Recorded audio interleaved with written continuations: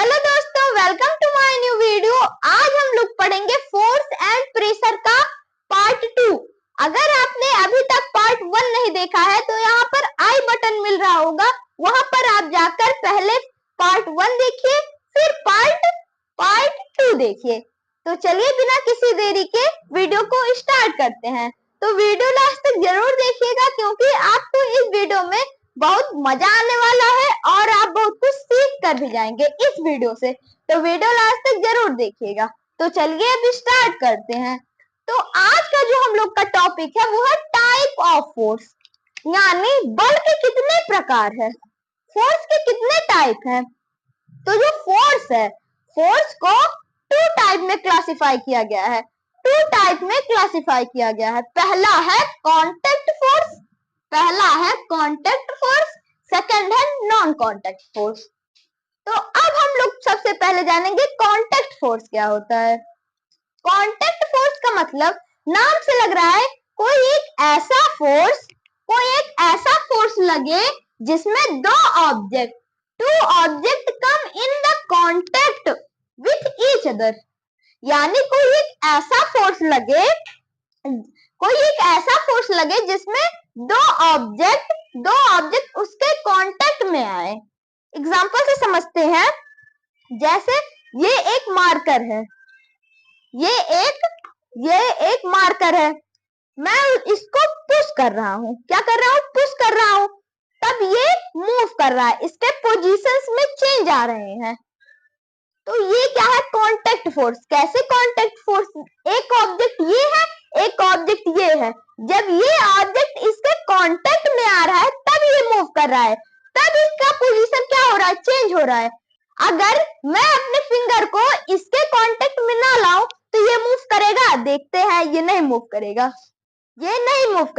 पर अगर मेरा फिंगर इसके कांटेक्ट में आता है तो ये मूव करेगा। यही होता है कांटेक्ट फोर्स, कोई एक ऐसा फोर्स जो दो ऑब्जेक्ट के बीच में लगे। एग्जांपल मैंने बता दिया मार्कर वाला, एक बॉक्स वाला देखते हैं। जैसे ये बॉक्स है, इसको जब धक्का दिया जाएगा, इसको पुश किया जाएगा तब ये मूव होगा, इसको जब पुश किया जाएगा तब ये मूव होगा। तो ये क्या है, कांटेक्ट फोर्स है। इसका जो हैंड है, इसका जो फिंगर है, वो इसके कांटेक्ट में आ रहा है तब वो मूव कर रहा है। यही होता है कांटेक्ट फोर्स। अब इसके बाद हम लोग जानेंगे मस्कुलर फोर्स। तो अब जानेंगे मस्कुलर फोर्स क्या होता है। नाम से पता चल रहा है, यानी मसल्स, यानी ये इस वाले मसल्स से जो फोर्स लगे उसे हम लोग कहेंगे मस्कुलर फोर्स। हाँ, वही चीज है, कोई एक ऐसा फोर्स जो मसल्स के थ्रू लगे उसे हम लोग कहेंगे मस्कुलर फोर्स। एग्जाम्पल, जैसे जो हम लोग डंबल उठाते हैं, वेट लिफ्टिंग करते हैं, तो उसमें मस्कुलर फोर्स लगता है। क्या लगता है, मस्कुलर फोर्स लगता है। और जब हम लोग पंचिंग करते हैं, बॉक्सिंग करते हैं, तब उसमें क्या लगता है, उसमें भी क्या लगेगा, मस्कुलर फोर्स लगता है। ठीक, चलिए हम लोग इसका डिफिनीशन पढ़ते हैं, किसका, मस्कुलर फोर्स का। तो इसका डिफिनीशन है, those force which is called due to action of किसके, मसल्स के एक्शन में, मसल्स। तो यही होता है मस्कुलर फोर्स। ऐसा कोई फोर्स जो मसल्स के एक्शन में से लगे उसे हम लोग कहेंगे मस्कुलर फोर्स। कोई एक ऐसा फोर्स जो मसल्स के थ्रू लगे उसे हम लोग कहेंगे मस्कुलर फोर्स। मैं आशा करता हूं आपको कांटेक्ट फोर्स, मस्कुलर फोर्स समझ में आ गया होगा। ठीक, इसका एग्जांपल लिख देते हैं, वेट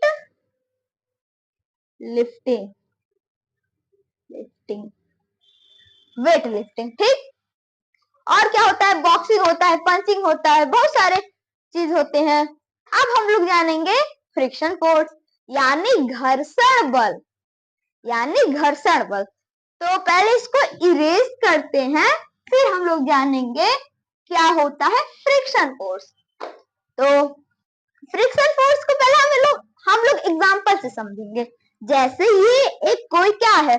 सरफेस है, कोई एक टेबल है, उसमें एक बॉक्स रखा है, उसमें क्या रखा है? बॉक्स रखा गया है, और एक आदमी है, एक लड़का है जो इस बॉक्स को क्या कर रहा है? पुश कर रहा है, यानी इसके ऊपर फोर्स अप्लाई कर रहा है। तो ये क्या है? अप्लाइड फोर्स है। अप्लाइड फोर्स है। तब ये जब इधर से अप्लाई करेगा फोर्स, तो जो नीचे इसके फोर्स लगेगा उसी को हम लोग कहेंगे फ्रिक्शन फोर्स। उसको हम लोग कहेंगे फ्रिक्शन फोर्स। जो इसके अपोजिट में लगेगा उसे हम लोग कहेंगे फ्रिक्शन फोर्स, उसे हम लोग कहेंगे फ्रिक्शन फोर्स। तो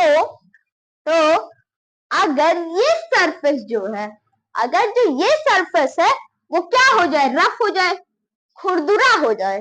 क्या हो जाए? खुरदुरा हो जाए। तो इसका फ्रिक्शन क्या होगा?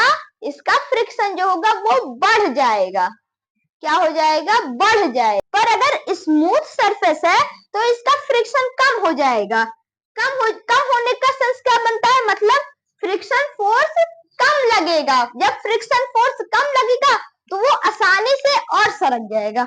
यानी अगर अगर ये क्या है? स्मूथ सरफेस है, इसमें ऐसे थोड़ा सा ही धक्का दे देंगे तो वो तेजी से चला जाएगा। पर अगर यहीं पर रफ सरफेस होता, इसको धक्का देना पड़ता तब हो जाता। जैसे जब हम लोग टाइल्स पे चलते हैं और हम लोग का चप्पल क्या हो जाता है? एकदम नीचे से घस जाता है, यानी स्मूथ हो जाता है चप्पल का भी सरफेस। तो हम लोग का गिरने का चांस ज्यादा होता है।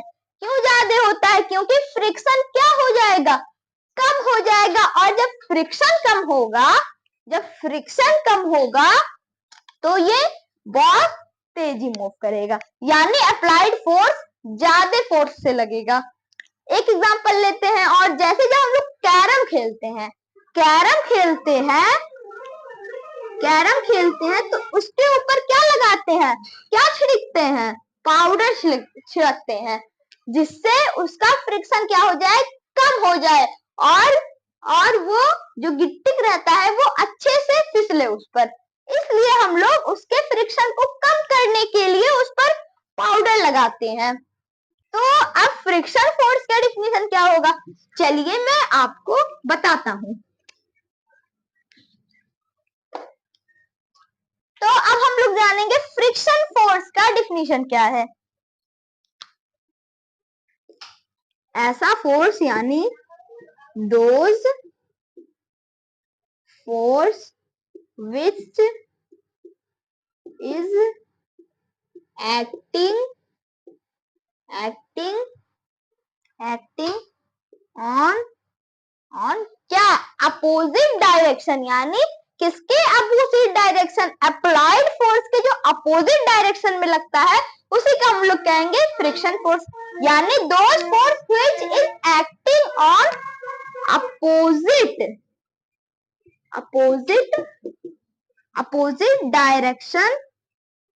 डायरेक्शन ऑफ किसके? Applied force. तो उसे हम लोग कहेंगे फ्रिक्शन फोर्स। एग्जाम्पल मैंने बताया कि अगर कैरम हो गया और टाइल्स हो गया, तो मैं आशा करता हूं आपको contact force, muscular force, friction force समझ में आ गया होगा। अगर आपको समझ में आ गया है तो जल्दी से लाइक का बटन दबा दीजिए। तो दोस्तों अब हम लोग जानेंगे non contact force. Contact force का अपोजिट हो जाएगा नॉन कांटेक्ट फोर्स।